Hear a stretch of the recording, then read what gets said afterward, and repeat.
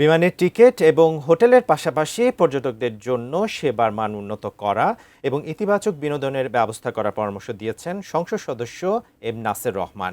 Air extra Dhaka travel mart 2026 পর্যটন মেলার 21তম আসরে এ বিষয়ে তাগিদ দেন তিনি।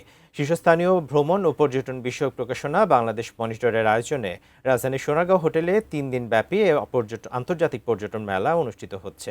জাতীয় পর্যটন সংস্থা, airlines, travel agency, hotel, resort, tour operator, আর্থিক প্রতিষ্ঠান, মেডিকেল সার্ভিস প্রদানকারী সহ পর্যটন খাতের বিভিন্ন স্টেক হোল্ডাররা মেলায় অংশ নিচ্ছে।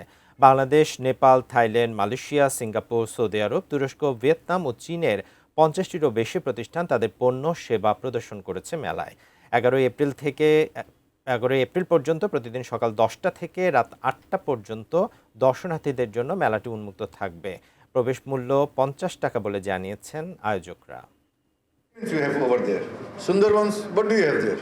You have got a launch to go low around and that's it. If we want to attract foreign tourists, 5-star hotel will not just suffice. But don't expect foreign tourism. In the garb of being conservative, we are unable to make things that are what the foreigners expect to have. So we need to work on a comprehensive plan how we can increase our foreign exchange earnings and everything.